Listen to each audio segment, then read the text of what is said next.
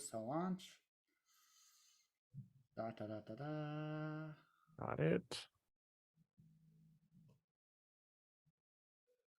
And there we are.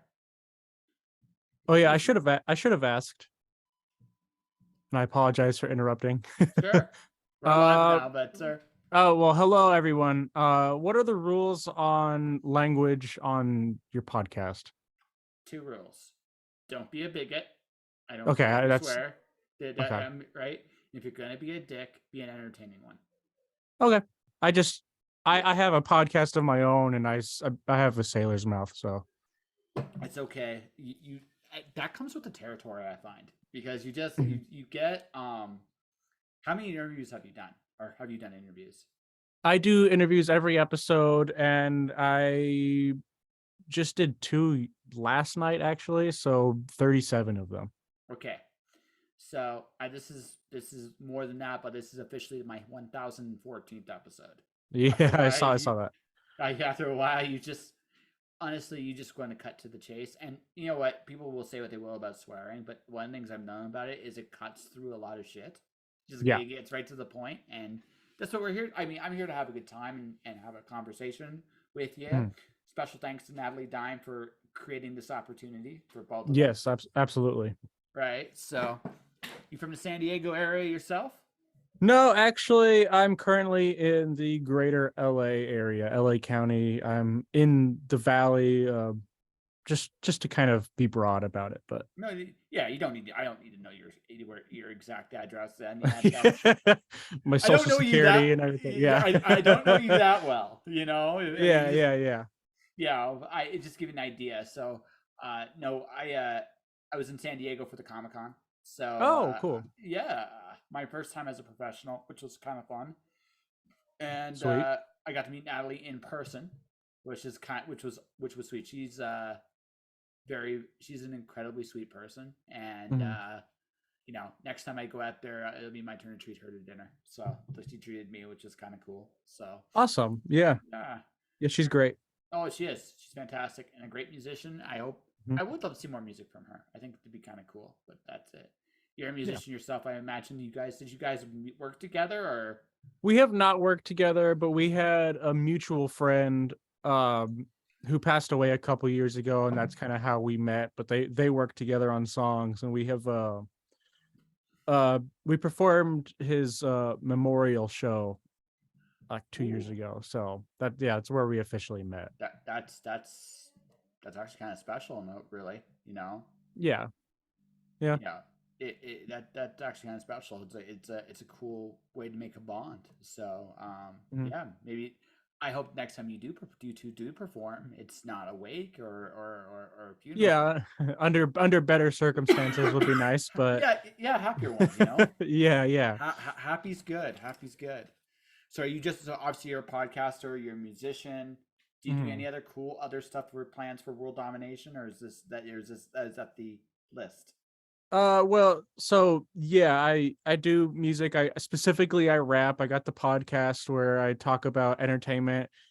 I am an aspiring like writer, actor, filmmaker. I don't have a whole lot to show for it, but like it's on my list. I got we're filming some stuff for a movie I got casted in this Friday. So that's something. I think I have like 1 credit on IMDb for a pilot that never saw the light of day. So I got 2 credits on IMDb. It's okay. You'll beat me by next Friday. You'll tie me, and then your next project you'll overtake me.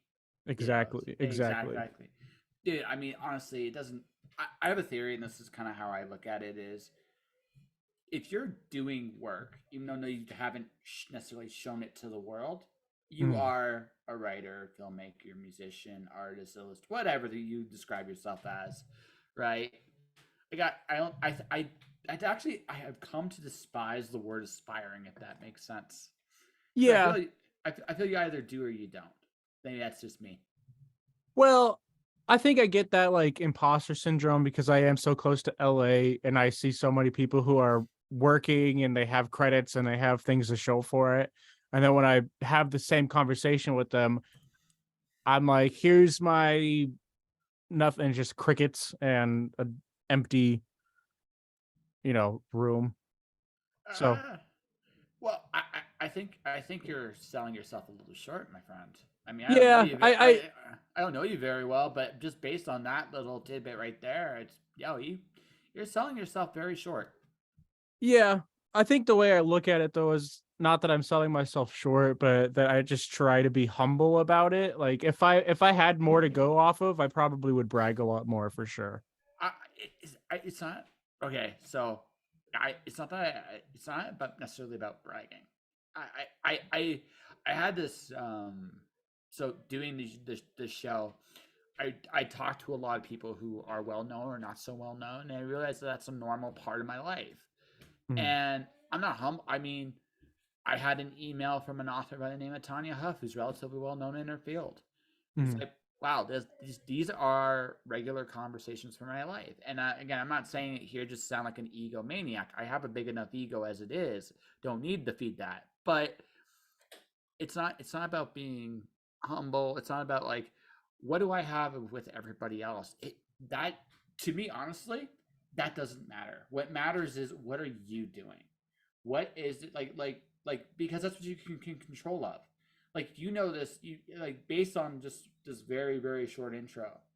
You know how hard it is to turn art into some kind of living or finance or mhm. value in this world. Yep. And the fact that you see people doing these amazing things with it is, if anything, should give you hope because if they can do it, you can too. Oh, well, I definitely have hope. I'm not saying like Yeah, yeah, yeah, yeah, yeah. yeah. No, I I sorry. I'm confident in my ability, but other than being able to say that I'm confident in my ability, I can't prove the my ability to anyone until they can actually see it. Like I'm of the mind that like I need to see it to believe it, and I kind of just project that on a lot of things. So like once and I grew up with not grew up with the term, but when I was getting into the field of like acting, I learned the phrase you're only as good as your last piece of work. So my last piece of work was nothing. So it is harsh. It is harsh, but I also think that it kind of keeps me sharp when it comes to it. Like I don't want to just think like, oh, I am a great actor, go in and then botch something. I want to make sure that I'm ready for it. I'm gonna offer this is the only thing I've learned about this is you're gonna see I started drawing a few years back, Mhm. right? I've become competent. I'm not gonna say I'm good, but I've become competent at it, right? And when I started, I definitely had nothing to show for it, right? And I'm going by this because this is my most recent like attempt. Yeah. But I think see when you start something, to me, I think that's the most fun you can have because you don't know what you are yet, right? And I don't think Mhm. I don't think that's uh, a hindrance. I think that's like a possibility. It's like okay, you like okay, you're going in. I don't know what kind of, if you don't mind my asking, what kind of movie are you filming? Um, I want to say it's like a psychological thriller, maybe kind of on the realm of horror, but Okay, cool. Okay, yeah. okay. So this is your first attempt. Okay, Mhm, say it's fantastic. You might have found a calling. mhm, Say it isn't. Okay, you can try something else. You might be the greatest comedic rom com actor in this generation. It's a possibility. You mhm. might be the greatest action hero, right, of this generation. Why not?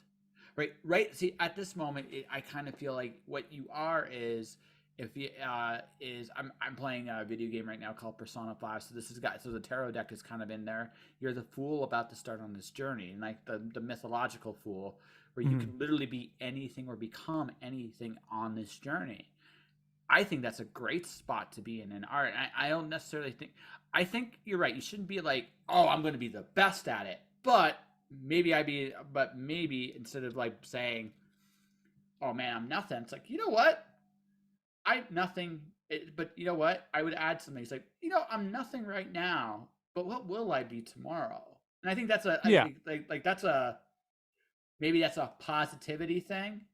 but it's Yeah. just it just feels like, I just feel like, yeah, you're being a little too, I think, a little too harsh on yourself. Well, it probably comes off way more self-deprecating than I really feel it internalized Sure. when I verbalize it, but I am pretty malleable, and I've just learned not to have any expectations, and just to go with the flow, see what happens, try my best. And I'm not the kind of person that if I do a bad job, I'm going to just quit. I'll continue doing it until I nail it, you know what I mean? So it's like, Sure. so like I do have a good attitude about things. I do think I have a bad habit of coming off very self-deprecating. Well, it's beyond, like, self-deprecation's good. It's like, wow, it's like you're just hammering yourself. It's just like, ooh, dude, like, Yeah. I mean, listen, if you're gonna hammer yourself, at least bomb first. Like, I mean, because at that point you'd be like, okay, I really did suck. But, I kind of, again, I'm just saying this. I just say this just from my perspective is, this is, I mean, yes, we're trying to become something new and wonderful, Mhm. but I always remember this too. At the end of the day, this is supposed to be fun. At least, Yeah. right, Oh right, yeah. Oh yeah, absolutely. yeah. So let's have fun with it, right? And that's what Oh, sounds well, to yeah. me. Yeah. Oh, I definitely do have a great time with it. I don't know, maybe I'm just like the kind of person that I would rather say that I'm not good and then exceed everyone's expectations It's fair. than to say that I am the best and then underperform.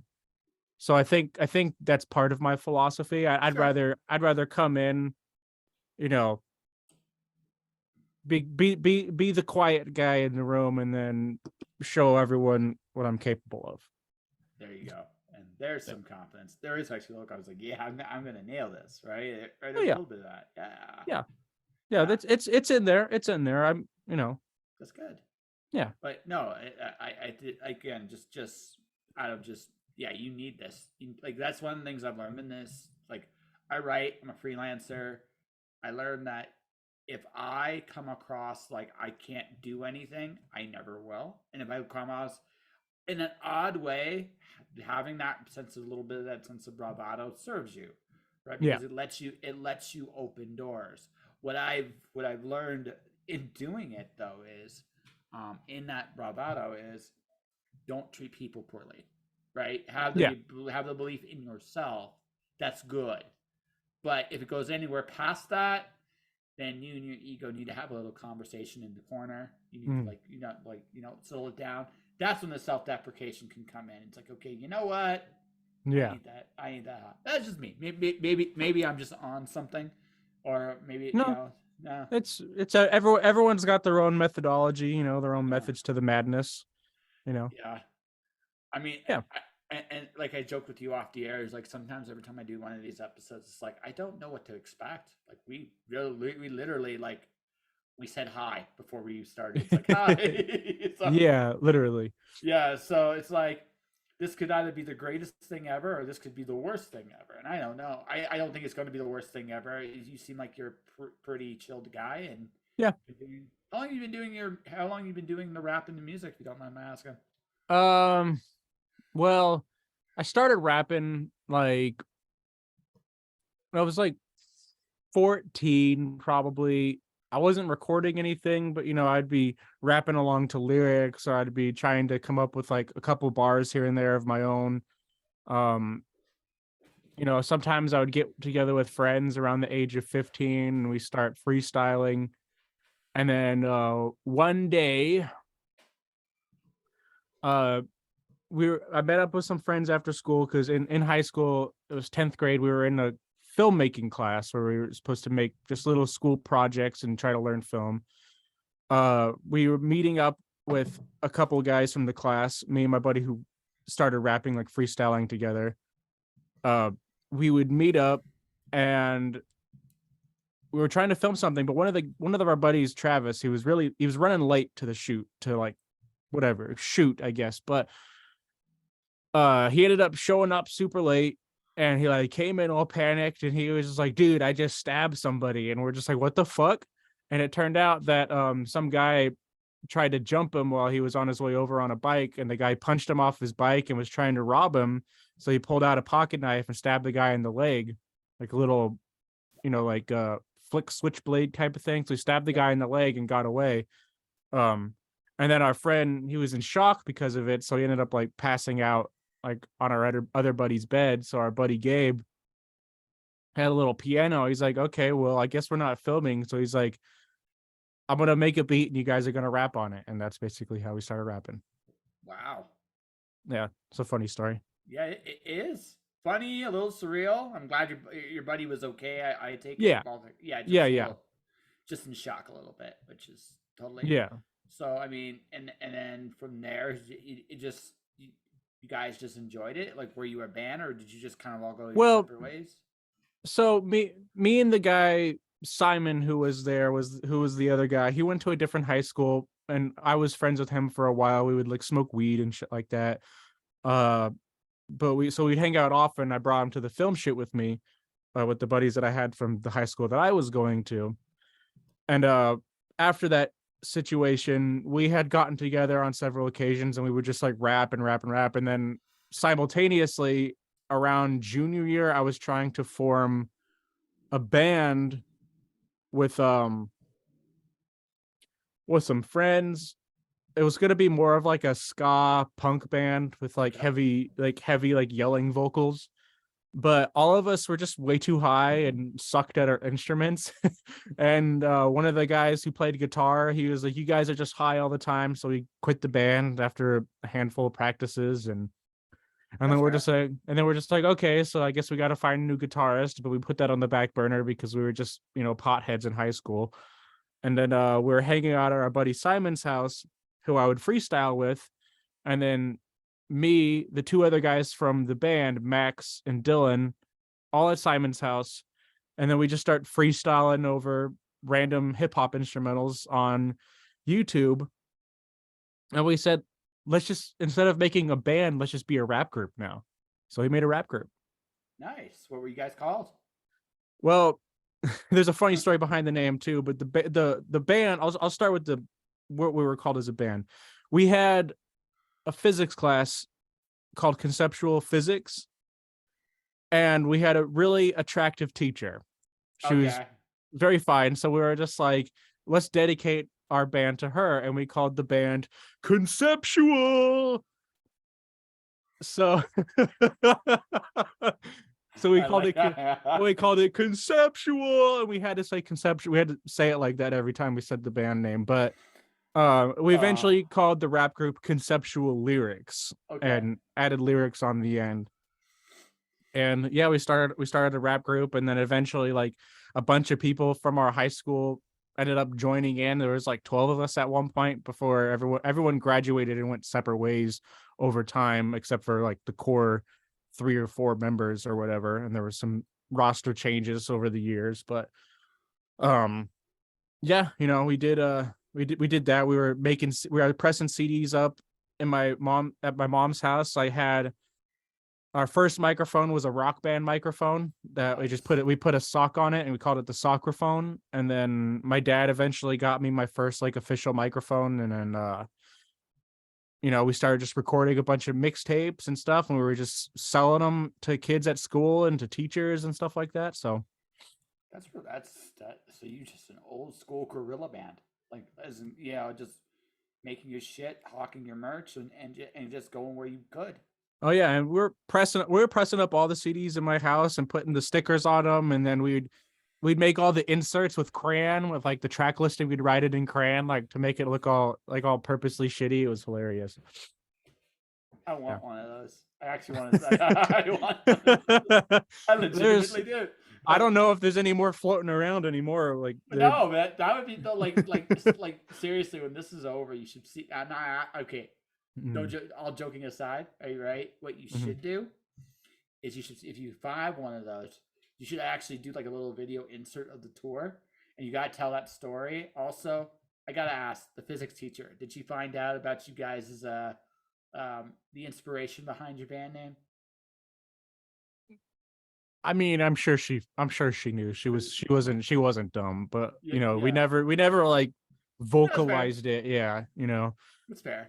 No, it's Yeah. fair.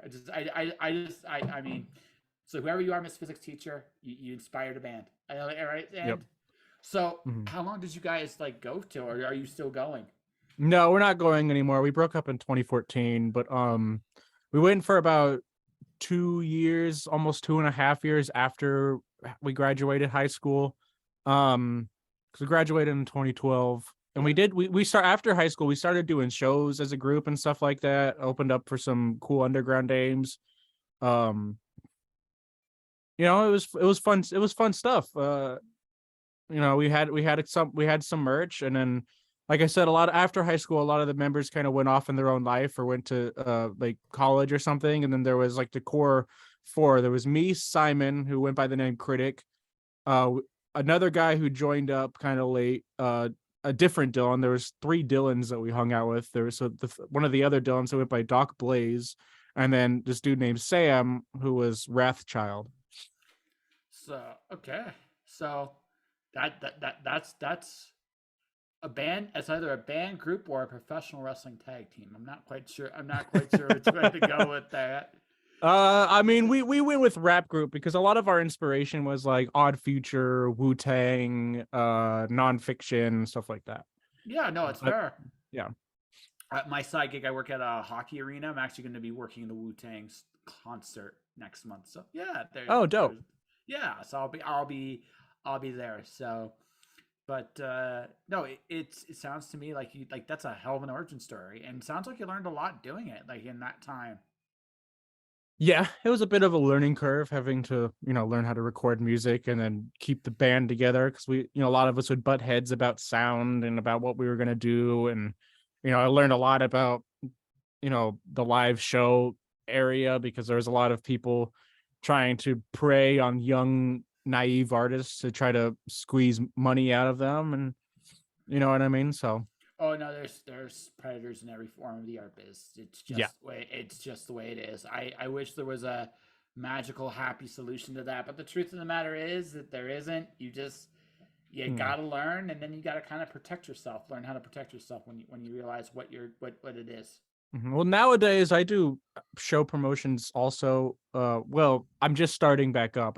I was doing it before more, but took some time off from show stuff for a while and then picking it back up, trying to be the change or the difference in it. Like I don't believe in the whole pay to play format. Ticket sales is one thing, but like charging someone to just perform and them making nothing off of it, I don't really get into No, that whole thing. no, it's that's actually bullshit. Like honestly, Yeah. that's bullshit. Like the fact of the matter is, like the business fundamentals is okay. You go to a bar or wherever it is you perform, right? I mean, the Mm. business is the place you're entertaining at wants to sell their stuff.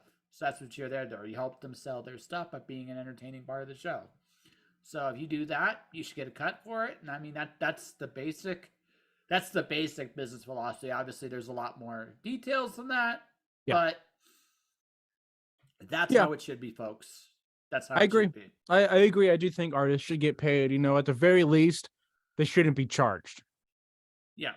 You know. Oh, I think they should be paid. If nothing else, their time. At least a Mhm. little bit of their time. And you got to understand that, like especially if the people have the money. I mean, you definitely just like Yeah. that's it. Well, if they have the money is one thing. Like, because I have done shows where we just barely break even, and like I could throw like people gas money, but it is difficult to like, because if I'm paying out of pocket, it is hard to throw the show Oh, that way. But no, and fair enough. Like I said, I'm not again to like as I said, folks. There are details to this that definitely need yeah. to be figured out. But you gotta know where you are at too. Like for example, in your case, you're kind of starting out. You Mhm. haven't established like I don't know what relationships you've had with whatever venues you're at, like whatever Mhm. venues you're at, but you establish those relationships. You build up their base. They build up you. It's kind of how it goes, right? And as you build Yeah. up, you can pay more. That's just how it goes. Yeah. And but when you're starting, you kind of got to take the chance. I mean, but also like in that boat, like you understand too. Like in my case, writing wise, I can't work for free, Yeah. right? I just can't. Mhm. So I have to. So someone like me, the equivalent of me in the music world, might say, "Well, I can't." You get that? You let them do their thing, right? Even if they want to. Mhm. Um, right? And but there are other people again who need to build a resume up, who need to get out there and get the experience of it. And if that's where you're at right now, there's nothing wrong with that. But yeah, you're Yeah, not paying absolutely. people. You're not paying those people. You're not charging those people to play for you. Yeah, I can't do that, Yeah, that's Yeah. that's At least not that, without giving them the opportunity to make their money back or something like that. Like if there was a case where like they had to sell 20 tickets, but they get to keep like 30% of the profit or something like that, like I'm cool with that. You know what I mean? Like like that's yeah, that's a different kind of thing though. But yeah, yeah, so that's where we're yeah. at. No, that's fair. That's fair. So okay, so going back to your origin story here, how old are you? I don't know. I can't think. I can't. 29. You're 29. So Mhm. 2014 was so you broke up. So did you pursue a solo career? Did you try to get a day job? What was the I mean, plan yeah, there? I had a day job. I was working in audio, like doing working as an audio tech or like a stage hand or that kind of field. I had a few different companies that I worked with, and each one kind of gave me a different position. Um, I mean, straight out of high school, I went to college for like half a semester, maybe a semester, and then dropped out to just get straight into work. Because I had the opportunity to intern doing sound stuff, and then just kind of moved up from there. So like I was working the entire time basically right out of high school. But yeah, so doing that, I kept working, but I did try to continue pursuing the music stuff. Uh I was trying to find like my home basically after high school, uh basically my whole friend group was this rap group. And once the rap group broke up, I was like, oh shit, I don't have any fucking friends. Yeah.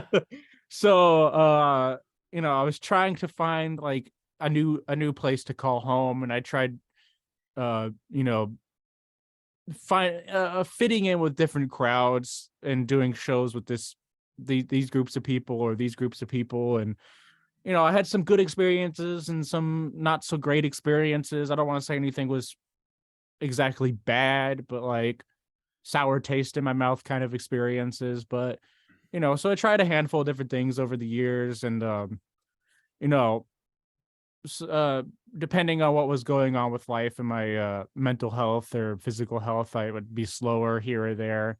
But I kept doing like at least a show a year, or um trying to put out records. I slowed down a lot between like 2016 and 2018 was like probably my slowest years. But then 2019 I started to pick back up, and then dropped another group record in 2020. And now now I'm finally starting to put more stuff out regularly, and I have a bunch of other things planned that I'm working on. So So are you still in the group now? I'm in a new group called Comfortably Scum. Okay, that's Yeah. I like the verb play there. It's Yeah. clever. Thank you. Yes, it's clever. Uh, Yeah. so I'll give you that. So I'm going to ask this: always in groups? Would you ever solo, or did you Oh, solo? I do have solo stuff. I used to go by halfwit, and when I was going by halfwit, I had two solo mixtapes that were all original beats, but I couldn't get sample clearance. So that's been my big problem. Is I've worked with a lot of people throughout the years where I can't get sample clearance with their producers, because I don't produce, I just rap. So I've struggled with the sample clearance thing. So I have two. I was originally putting them out as albums, but I couldn't upload them anywhere officially. So now I just call them mixtapes. They're on my website, but each one of those was like 30 songs each. And then I slowed down, and I was trying to. I met some new people who I've been working with lately, and we kind of went through a whole rebranding process where took a year and a half or so to get everything kind of all my ducks in a row. Did a whole rebranding process. I just put out. I gathered like a bunch of instrumentals and beats. I put out what we did is we split them in half. We took the best ones that kind of fit together, and where we said we're gonna make like a full on studio album with this, and then the rest are like basically like throwaway stuff. So I decided that I was going to make another mixtape with these ones and then a full studio album with the rest of them. So I'm working on a studio album. I just released a mixtape, just kind of intermediary. What was it, like, not August, like I think it was like August 1st or July 4th. I think I officially released it online. Um, so I got like a full. Hold on, let me pull them up. Sure. Like, I got shit tons of them. I got fucking like 1,000 of them sitting here in my room.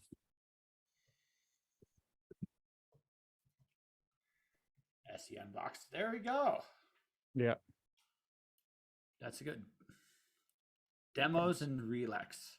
Rejects. Okay, there we go. Yeah, it's just demo tracks and all the songs I got rejected from the studio album, essentially. So it's 14 tracks, a handful of collab songs on there, but I think like 7 of them are all solo songs.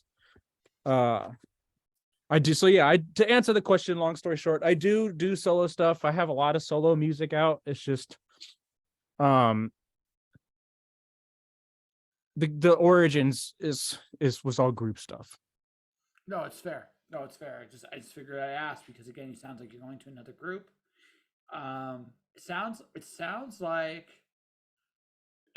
like for you, like the last, I would say, from 2014 on, like till let's say 2018, was your growing up process. Is that accurate to say? Yeah, yeah, absolutely. You know, went through a lot in life. You know, I had to grow up about a lot of things. Had to get a handle on my temperament and quit smoking weed, quit smoking cigarettes.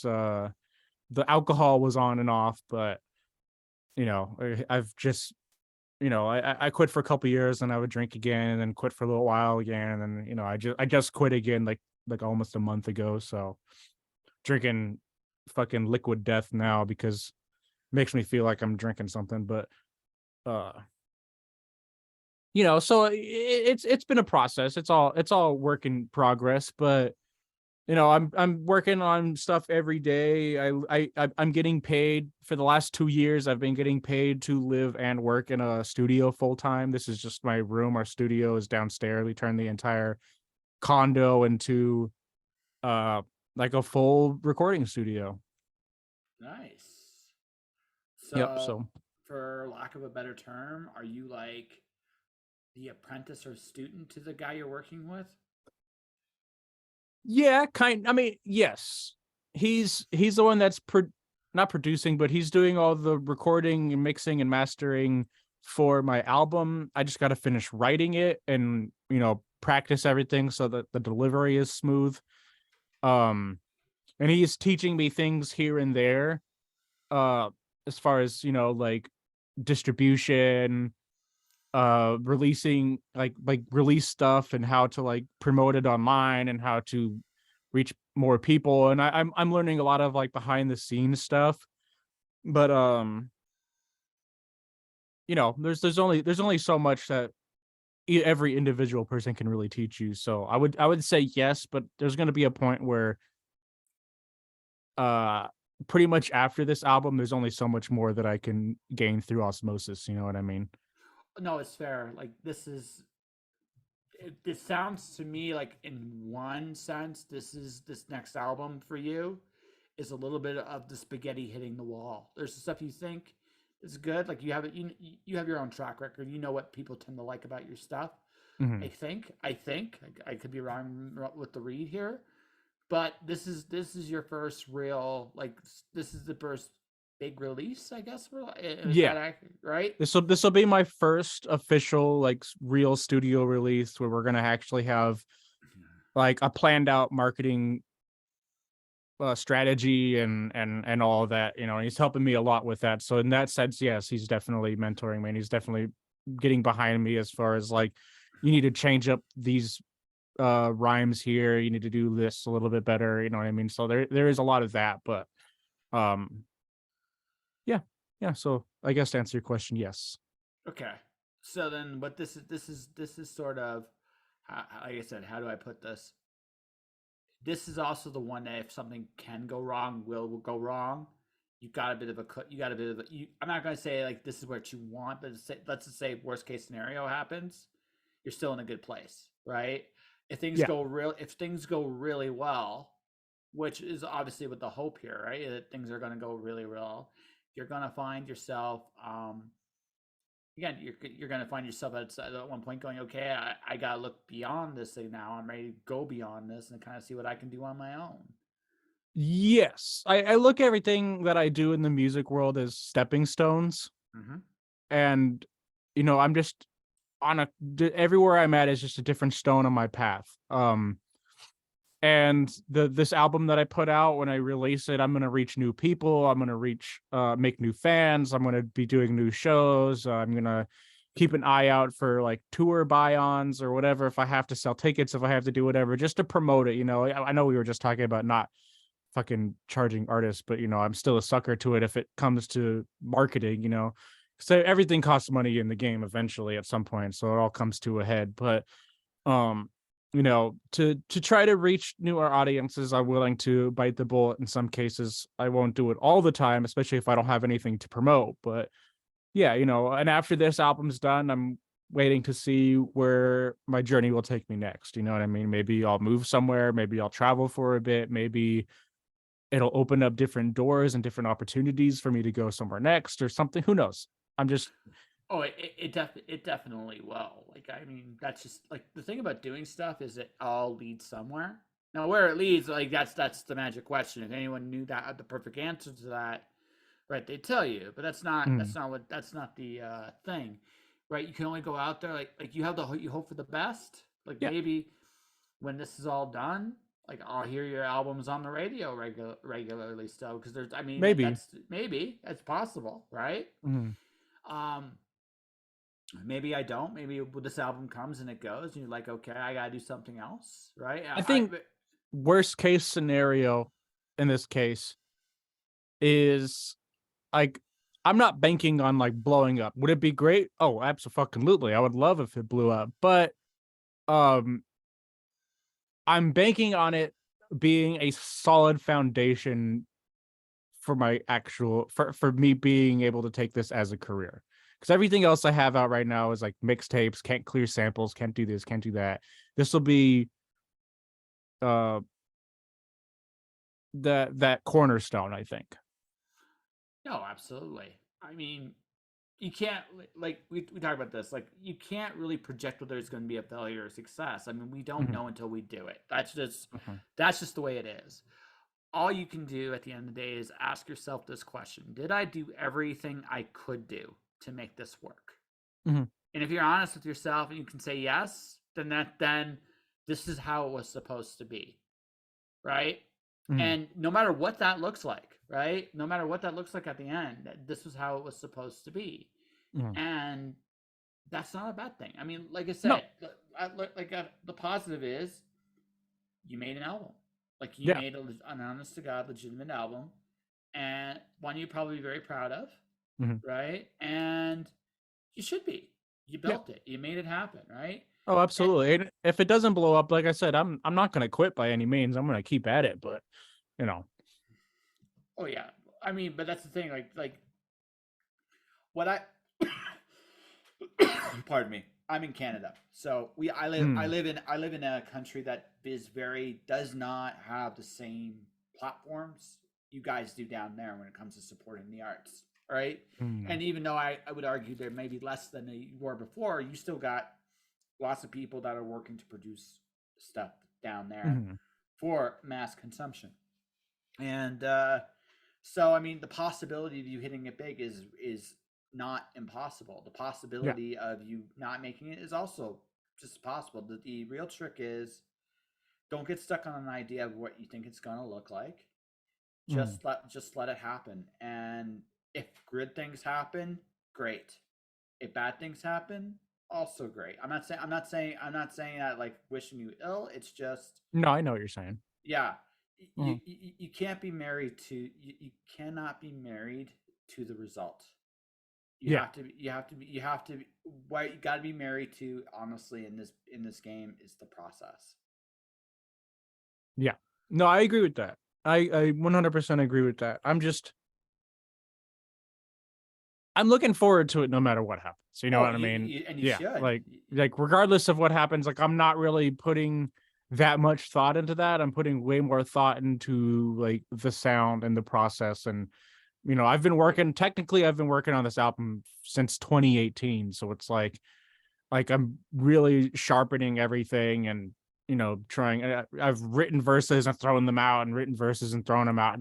Just to over and over and over again because I don't want this to be something like I've written songs in like 30 minutes, recorded them, and then just dropped it. I don't want it to be that. I want it to be something that I really like put my blood, sweat, and tears into that I could look back on, 10, 20 years from now and be like, I worked my fucking ass off on that.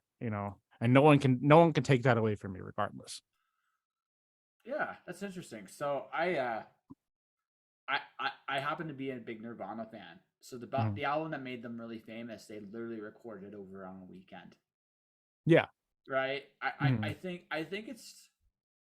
I have a theory, okay, and by the way, I have to make a confession here, and I'm going to make this confession right now. Don't hold it against me.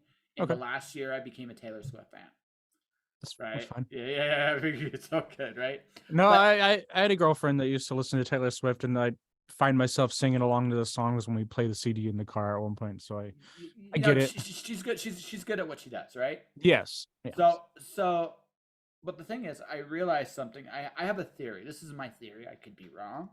Again, I could be on something and maybe not onto something. But the thing I think what this comes. If your work is a reflection of who you are, honestly, in that moment in time, it will connect to people.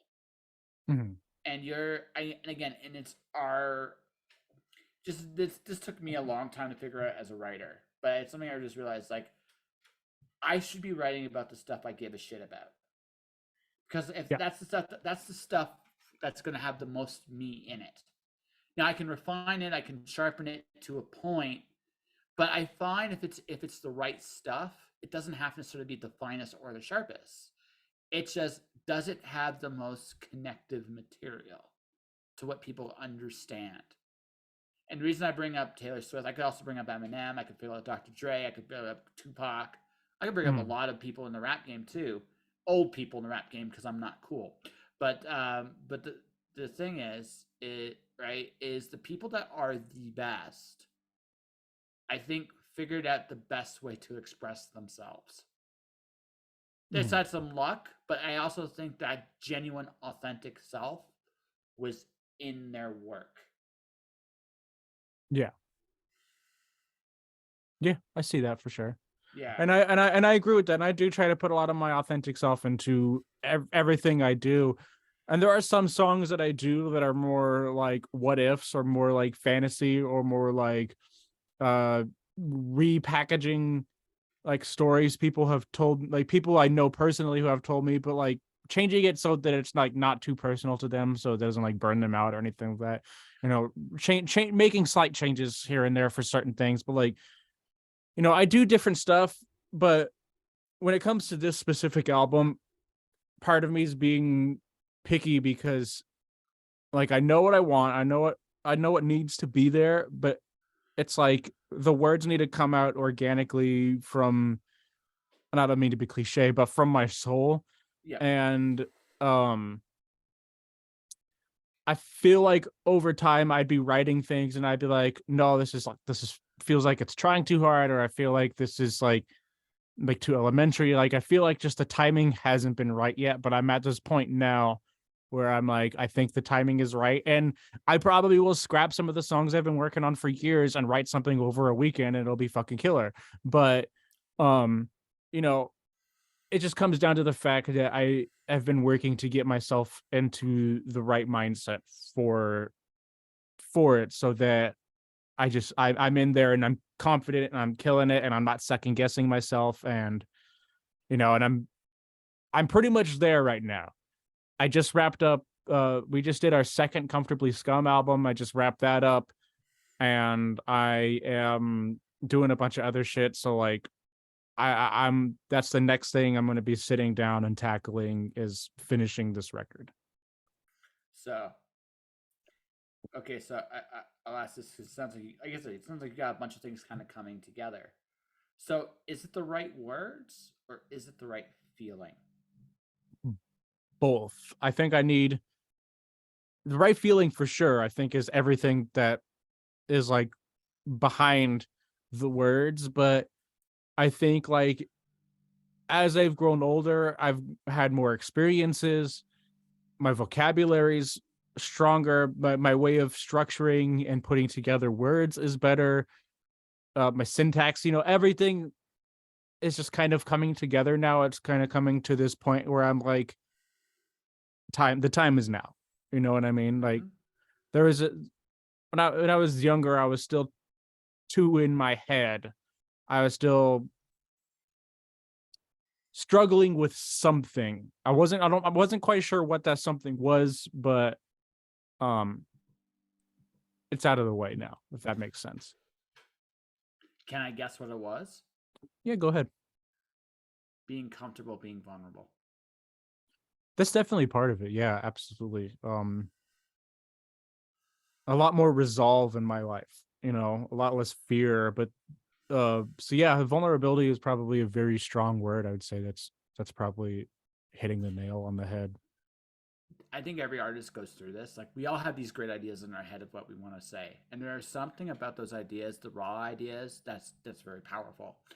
But to get the best version of those ideas out, I found that okay, it can't just be here. It's got to be here, which means I got to come out of my shell. That means I have to go out into the world and say, "Here I am, warts and all," Mhm. and no fear, no shame, no like.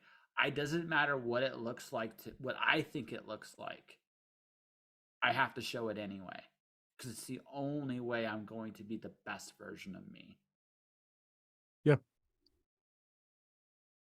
yeah, Yeah, that's I about think right. so. Yeah, I think that's it. Yeah, and whenever you hit that point, you can knock it out of the park. Yeah, well, I'm there with some raw stuff, you know what I mean? So it's like I got some, demons to let out on the pen and paper, so and some just heartfelt things just in general, just things that I don't hear often from other artists that I think will give my voice a unique flavor.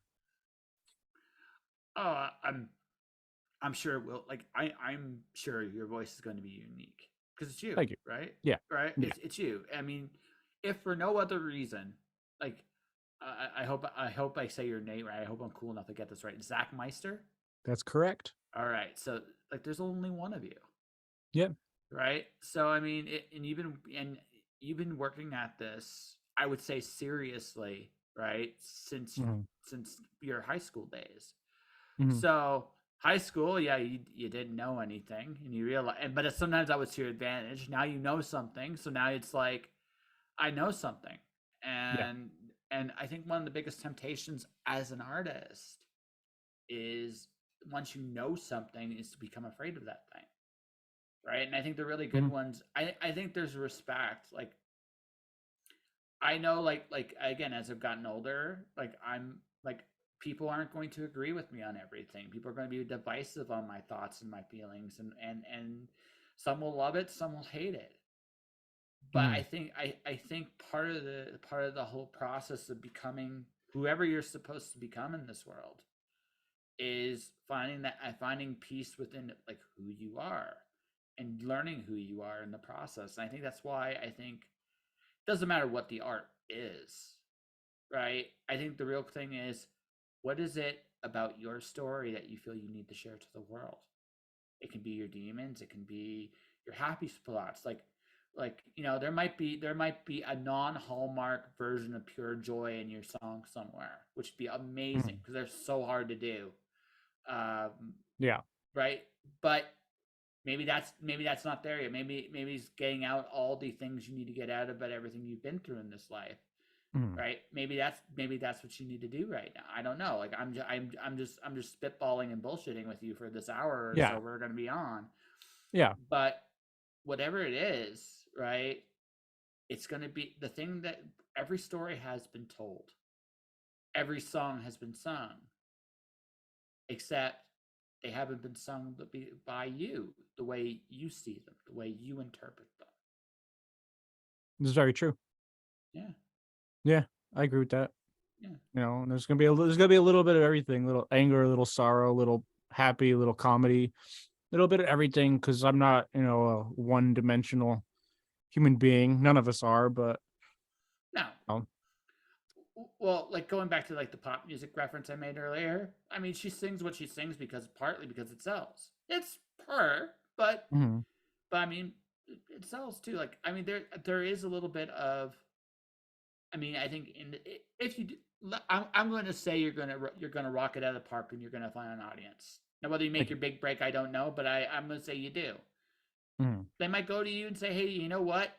This really corny, jerky, funny song here that's in this album. Can you do more of that?" Yeah. Right? And that's your hit. And you're like, "That wasn't my plan, but sure, why not?" Right? Right? Yeah, Because yeah, right because part of this, okay, yes, all of us have things we need to say, but you know what we also love when people are listening. yeah. This is true. This is true. Yeah, I almost Yeah. know what I'm talking about. Don't tell anybody. Very, very wise. Very wise. It's just all of us have our own journey, right? So you've hit the wonderful like late 20s. Really, I'm 40. I'm turned 42 next week. Oh, okay. So yeah, Well, I happy know. early birthday. Thank you. So I have the answer to everything. That's the answer to everything. Age 42. If you get the literary joke, ladies and Yeah, gentlemen, I'm the good. hitchhikers. That's right. Yeah, That's I know that. stuff. Yeah, I don't. Hey, honestly, yeah, absolutely. I mean, like honestly, music. A lot of great music is based. I actually did an essay on Ray Bradbury this week for a Oh, client. cool. Right?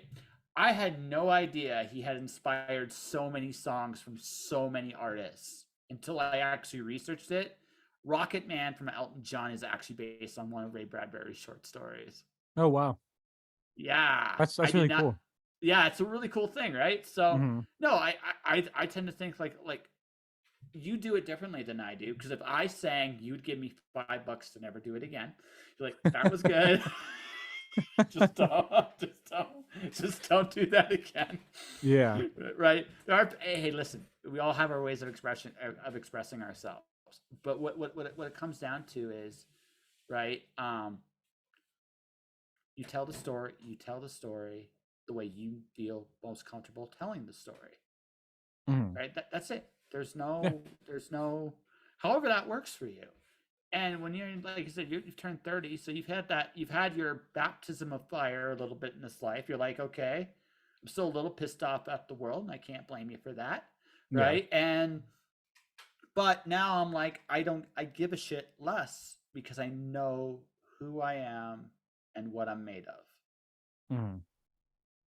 Yeah. right? And Yeah. now you're ready to go into this. I mean, there's ups and downs. I'm 40. I still don't know up from down some days. In fact, the older I get, I think by the time I get to 60, I will be confused and somewhat like a confused child jumping out of planes, wondering what's going on in the world. Right? Yeah. At 50, I'll be a supervillain, but at 60, I'll probably be the guy like I don't know how the world works. But you know Hmm. that journey is but in spite of that, I'm very much more comfortable in who I am, Yeah. and I think just as we get older, I think that maybe that's the hardest thing about art as we get older is okay, it's I'm not as pissed off about the world anymore. I'm still Hmm. pissed, but I'm not like you're way more angrier about it than I am, Yeah. and that's probably a good thing. But you'll come to a point like too where you'd be like, meh, okay, this is how the world works. I'm gonna go find my own magical place on Earth here, and Hmm. and that'll be fine when you get to that phase, right? Yeah. Um, I think the hard thing is as I get older, it's like okay, what gets me excited? I think that's the hardest thing as you keep getting older is you're looking for it and it gets harder to find.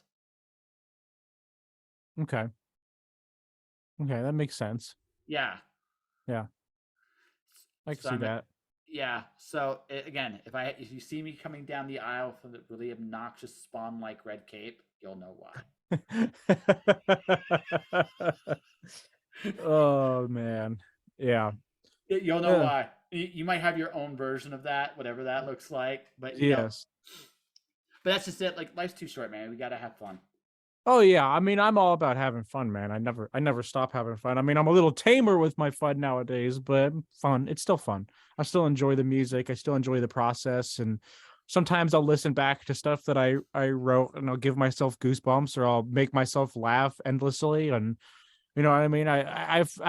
There was a small time where I feel like because I was so in my head, the magic was gone, but it's back. It's been back for the last year and a half or so. I think moving out of my hometown and just putting myself in a different scene and putting myself around more creatives, because nothing against my hometown. I love everyone there. I love my family out there. I love all my friends out there. But just putting myself around the tongue tied people that do this kind of stuff all the time, that they're living and breathing music all the time and creativity all the time, I think was something that I really, really needed for my mental health. I really needed it.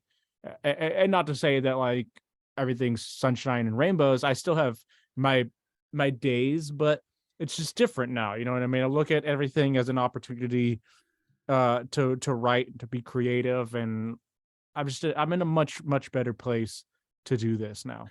Do you mind if I ask you what town you lived in was? It's Ventura, California. Okay. Yeah, Okay. Ventura, and then Oxnard for about a year and a half, maybe almost 2 years. Okay. So Ventura, is it like a smaller city? It's a smaller city. It's not like tiny, but it's only an hour and a half north of like central LA. It's not super far, but No. there's nothing. There's not nothing going on there. I feel like there's no opportunities to find like any opportunities. I felt like I had to focus entirely online or go to LA, because there's a lot of really creative people in Ventura. I'm not going to take that away from it. There's a lot of creative people out there, a lot of really talented people, but a lot of them also just didn't have the drive to do it the way that I really wanted to do it, or they didn't take it as seriously, or they're like clicky. You know what I mean? Like they have their groups of friends, and there's these people that they hang out with, and this is just that. And like trying, and like I said, I tried to do the whole like, I want to join this group, or I want to join this clan or this whatever, and try to put myself in there. I just never worked. I never fit in. I never felt like I belonged, so it didn't work. And I feel like, you know as I age, my clan will change over time, but I feel like I found a place where I can be myself and be what I want to as a creative. And um it's my creativity is being fostered here, if that makes sense. Okay. I'm gonna shoot another shot in dark. Let's see if I'm right about this. All right. Okay. Yeah. Let's see. Ventura. There's nothing against this. Again, there's nothing really wrong with the city. It's just when you lived there, there was a certain, I guess, for lack of a better term, expectation of who you were there, and you wanted to be something more. Yeah. It's not super far out of the dark. Yeah. Anyone I would date would want me to get like a regular job, which I get it. Everyone, that's nothing against them. It's just that's not who I am. I want to pursue a career in music. And my parents want me to get a regular job, but that's not who I am. But I feel like every artist deals with that, so that's nothing special. The thing No. was is I feel like there was no opportunity there. I feel like there is no real enthusiasm there, and part of that could be just me. Like I could create those things for myself there, but I feel like the town is too sleepy. I feel like everything there closes early. Everything's closed at like 10 o'clock. I'd rather be in an area like Hollywood or LA, where, not to say that things don't close here, but bars and shows and things can go pretty late, and people are. It's a the people never sleep, and There's I need to always some. be. Yeah, what was that? There's always something to do where you're at. Yes. I mean, if I feel like being a fat ass, I can order McDonald's at 3 in the morning on Uber Eats, and someone will deliver it to me. You're not gonna get that in Ventura. No, if I'm if I miss my window to get food, it's done for. even where I'm at, I'm in Calgary, Alberta, Canada. So there's a million Mhm. people here, but it's still got like it's so spaced out. It almost kind of feels like I'm in a bunch of small little worlds. So I quietly have taken the show on the road for the last Mhm. little bit. I went to, like, so did some stuff in San Diego. Some of that stuff's been released. Mhm. I want to keep doing that because again, there's just I just think there's the appeal is there's just a lot of magic out there, and you kind of want Yeah. to be a part of it. And nothing against like I said, like what you're saying in terms of getting a real job. Yeah, I mean, lots of artists have to deal with this, and they got to make a Yes. choice of what that priority is for them, right? Mhm. You want to really give this a go to see how far you can go, and Mhm. you're not gonna find that answer. No. You're not gonna find that answer where you're at, where you were at, and you know what? That's fair, Yeah. right? Now maybe when it's all said and done, maybe you do go get a regular job. Yeah, Maybe. nothing's off the table, but I think while I have this particular opportunity where I get paid to live in a professional recording studio, I want to, you know, You want to see where it goes, and yeah, there's a exactly. yeah, and you know what? And I don't blame you. I don't like honestly. Look, I've done a lot of worst case scenario conversation tonight, but I'm going to say this is the last way in the most positive of ways. Hmm. You've chased your dreams, Hmm. and you put yourself in a position where you very well could succeed beyond your wildest dreams. And the Hmm. only way you're going to do that, the only way anyone's going to like do that, listen, is to actually go for it. And you did. And you honestly, um, I love Martin Luther King Jr.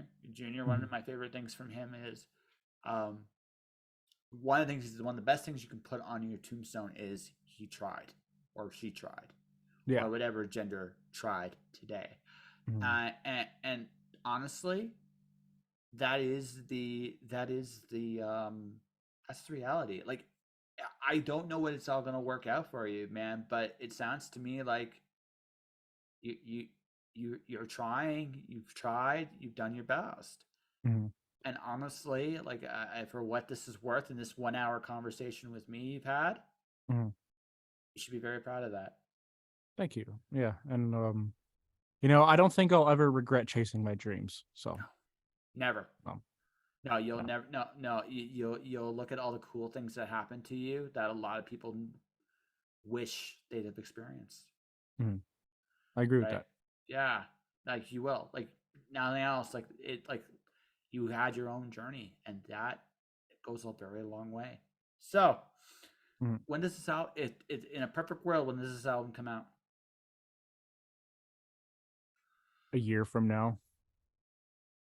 Year Okay. from now. Yeah, I would like to have it all written by spring, get all of the recording done by summer, and then the mixing done in the fall and release it sometime around Halloween, maybe November. Worst case scenario, things take a little longer and then it might be spring 2025 or something like that, but Yeah. I'm buckling down and getting it done. So, So so on that note, maybe at that point I'll be on the road with this podcast. I'll be in a mystery machine esque kind of van, mhm. debating whether or not to have an ice cream music horn. I don't know if I want to get shot at because if I fake the ice cream, I like bullets actually might come in my direction, and I Yeah. can't blame them. I can't blame them because I am building them up with false hope, right? So Yeah, yeah. so I can't blame them. So I don't know about the horn, but Mhm. I will definitely be going through California sooner than later. Uh, would you like to do this again when your Oh, album's ready to go? absolutely. Yeah. It'll be in person. All right. Yeah, that'd be I'm great. I'm even more obnoxious in person than I am here. I just gotta let you know that. No, that'd be great. This has been a fantastic uh experience. Thank you. Oh, I appreciate it. Mhm. So we should. So then, can I ask what's coming? Is there anything now you can talk about as you're doing now? Well, like I said, we just finished up Comfortably Scum 2. I just finished my verses for that. Not yesterday, the day before that. So it's all sent off. That's the group that I'm doing with my buddies Astro and Ill Temper. So it's the second one. We're doing 3 records. The third one we're doing later on, which will be called Comfortably Scum is Cancelled, and this kind of leads into that. But it's a fun it's like comedy songs, raunchy shock rap, kind of falls into the category of like horrorcore or whatever. But it's, a lot. It feels like it's one really long skit. It's almost like how what is it? What is it? Rocky Horror. A concept out. Not Rocky Horror. That is a good comparison, I guess. But it is kind of like it's telling the story. So the like we were saying earlier about our buddy who passed away. That's how I met Natalie Dime. These guys that I'm in this group with were also very close friends with him, and this album, the concept of this album is that we resurrect him from the dead to produce an album for us, because all the beats that are on it are by him. They're the beats that he left over before he passed.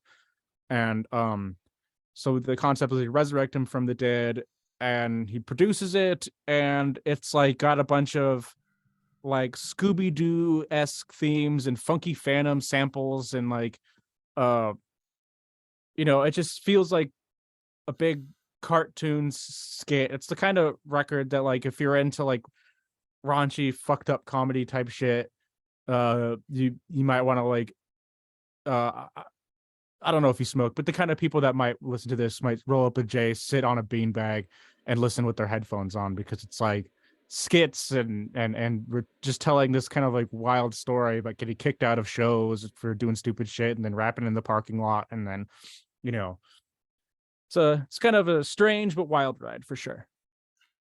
It kind of feels like you had fun with it. Oh, it was a lot of fun for sure. Yeah. So when's that coming out? This month, or sorry, October. I'm used to my podcast because I pre-record everything, and I was recording for it earlier, so I was talking as if it was already October. No, no, it's fair. Um, That's fair. um, it should be out before Halloween. Our idea is to have it up on Spotify and everything before, like, 2 weeks before Halloween. So it's like a good spooky but comical Halloween type record. Um, So there's that. I have my demos and rejects mixtape, which I'm still promoting pretty heavy because I have so many of these CDs that I got to move. I've been going to record stores and handing out samples and handing stuff out at shows just to get people to check it out, hop over on the website. I want to build a buzz slowly through social media and through everything so that people can subscribe and be ready for the album, the my studio album. That's fair. Mhm. Okay, so what is Collectively Scum's album called? Collectively Scum 2? Comfortably Scum too, yeah. Comfortably Scum 2. That'll be out in Yeah. Halloween. And last thing let's talk about real quick is your podcast. You do a podcast yourself? Yes, sir. It's called the Meister Menagerie. What's the best way to do it? I got a big banner over there on the wall behind Yeah. me, and I'm wearing my hoodie for it. It's like late night talk show comedy type of show. Runs anywhere between usually 2 to 4 hours long. The first half is me monologuing, and I'll do movie reviews, or I'll talk about topical things in the entertainment industry. I try to avoid like gossip, and I'm not a gossip rag, but I will talk about uh like I try to closely cover the AI art stuff that's been going on, and I've been trying to cover the strikes, and I do my best to cover things that I think that are interesting and important elements in the world of art, and like I said, movie reviews. And then the second half of the show, I interview artists. Most of them are hip hop artists and rappers and horrorcore artists and stuff like that. um I try to get other genres in there as well, but I've just been doing hip hop for so long. I just know I have like there's no end for my guest list when it comes to hip hop guests. So No, no, I got you. I'm looking you up here. So okay, I think I have a website to find you. Actually, I was looking for that. So I do have my own website. It's just zakmeister.com. yeah, so I was going to link the podcast, and I just to put that up right on Twitch. ZakMeister.com/podcast is where I go. But go to ZakMeister.com if you for all things Zach. Yep, you can find the link there for the Spotify, but I'm also on like Audible and Apple Podcasts and all the other ones. I just do audio for most of the podcast stuff, but I just added video portions for the interviews to my YouTube. So now I'm doing like if you just want to strictly watch the interview part, you can check that on my YouTube. Definitely do that. I think we have an interview here. What do you think, good sir? I think this has been great. Thank you. Yeah, all right. So for everybody watching, everybody listening, that will do it for this week's episode. So just Josh, I'll be back after my birthday next week with some more guests. Uh, as you can see, the show is going on the road and has been already on the road. If you want to support the podcast, you can do so at patreon.com/justjoshingpodcast. If you want to actually donate and contribute to the show, $5 gets you access to all the travel episodes well before anyone else does. All right, folks, that'll do it for this week's episodes. Stay inspired, everybody. Keep shining in the dark, and I'll see you guys next time.